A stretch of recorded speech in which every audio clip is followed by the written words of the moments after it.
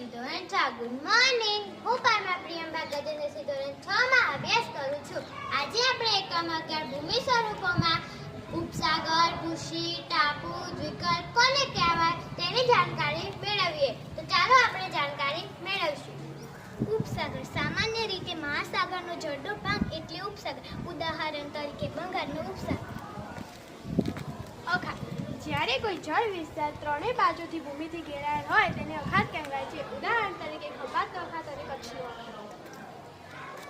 ભૂશી ભૂશી એટલે ભૂમિના લંબાત્મક છેડો જે જળ વિસ્તારમાં ફેલાયેલો હોય તેને ભૂશી કહે છે. ઉદાહરણ તરીકે કન્યાકુમારી. ટાપુ જે ભૂમિભાગને ચારે બાજુથી જળ વિસ્તાર ઘેરાયેલો હોય તેને ટાપુ કહે છે. ઉદાહરણ તરીકે લક્ષદ્વીપનો ટાપુ, અંદમાન નિકોબાર. ખીણ પર્વતોની હારમાળા વચ્ચે આવેલો નીચાણવાળો ભાગ. ઘેડ પર્વતો ખંડ પર્વતોના નિર્માણ વખતે તથા હિમ નદીના ઘસારણ કાર્યોના પરિણામે ખીણની રચના થાય છે. દાખલા તરીકે કાશ્મીરની ખીણ.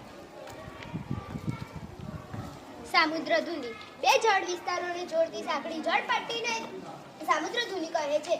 ઉદાહરણ તરીકે ભારત અને શ્રીલંકા વચ્ચે આવેલી પાલગની સામુદ્ર ધુની. દ્વીપકલ્પ જે ભૂમિભાગની ત્રણેય બાજુ સમુદ્ર અને એક બાજુ જમીન વિસ્તારથી ઘેરાયેલ હોય તેને દ્વીપકલ્પ કહે છે. દાખલા તરીકે દક્ષિણ ભારત, સૌરાષ્ટ્ર.